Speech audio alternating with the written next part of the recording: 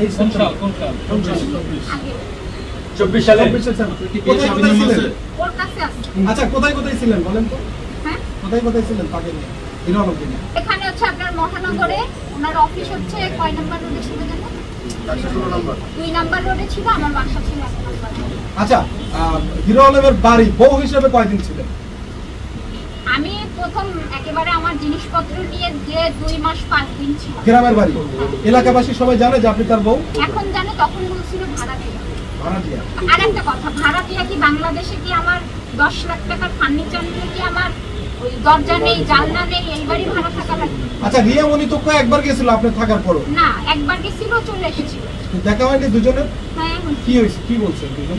Camera কথা ওই যে অল্প 5 মিনিট 2-3 মিনিটের মতো আমাদের ওর মা পরিচয় দিয়েছে সে ভাড়াটিয়া। আচ্ছা আপু আমার একটা প্রশ্ন, আপনার আগের সংসার কতদিন আগে ডিভোর্স হয়েছে? আরো অনেক দিন আগে, আমাদের তাও 1.5 বছরের বেশি। আচ্ছা শোনেন আমার প্রশ্ন স্যার, রিয়া মনি যখন হিরো আলম রিয়া মনি তার গ্রামের বাড়ি গেল, আপনিও গ্রামের বাড়ি বউ হিসেবে থাকছেন, আলম কার কাছে ছিল? আলমটা গেছেই ভোরে, যাওয়ার পরে হচ্ছে ওর মা আমারে বলে দিছে তুমি নিচে নামবা না, রিয়ারে বলে দিছে তুমি উপরে যাবা।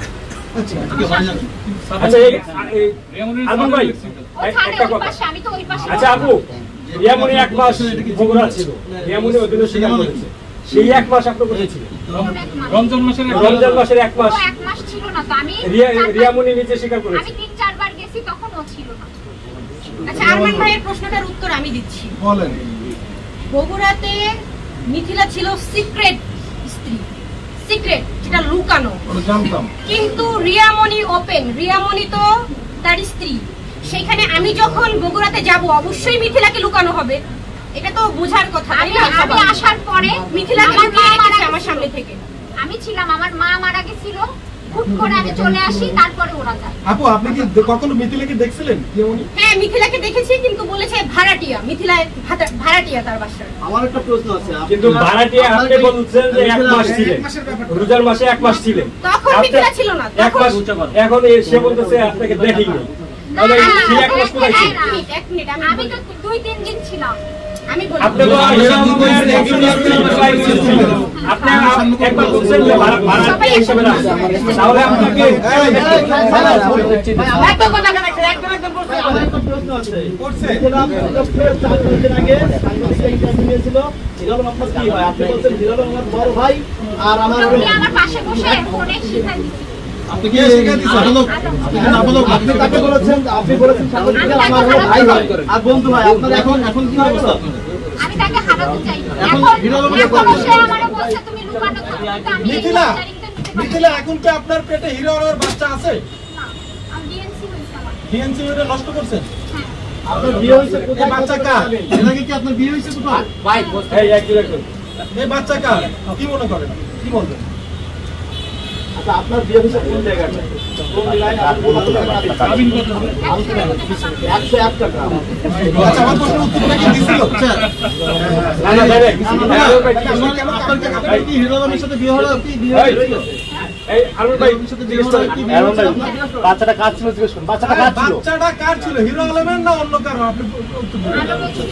হ্যাঁ কতদিন কত মাসের বাচ্চা নষ্ট করছেন বলেন তো? এটা কি অন্যায় করছেন আপনি? ভালোবাসতাম, সেই মেয়ে আমার গায়ে হাত তুলছে। এই মেয়ে এই বাচ্চাটা নষ্ট করতে আপনাকে সাহায্য করছে কে কে? ওর মেয়ে কান্না করার পরে আমি এমএনটি খেয়েছি। আর কেউ বলছে আপনাকে? না। তাহলে হিরো আলমের কি দোষ? মেয়ের কান্নায় বাচ্চাটা নষ্ট করলেন, হিরো আলমের দোষ? ওর দোষ। একসাথে দুই তোমার বাচ্চা নষ্ট করেছো তুমি, তুমি হিরো আলম সেটা জানে না? তোমার হাজবেন্ড প্রথমবার যখন অনুমতি নাওনি? রিয়ামনি আপনি থ্রেট দিবেন না, বলতে দেন। আপনি একটু কথা তুমি শুনুন। অনুমতি নাওনি? প্রথমবার যখন কনসিভ করেছিলাম, আপনারা একসাথে দুই বলবেন না। সমাধান করেন কি মানে? বাইরে ওটা বলতে শেষ হয় না ভাই। প্রথম যখন বাচ্চা নষ্ট করেছিলাম সে সঙ্গে থেকে করেছে। নাকি আপনি কি বাচ্চা কয়টা নষ্ট করছেন? বাচ্চা নষ্ট করলেন? বাচ্চা নষ্ট করছেন কয়টা? প্রথম বাচ্চা কে নষ্ট করাইছে? ও নিজে। ও কি নাম বলে?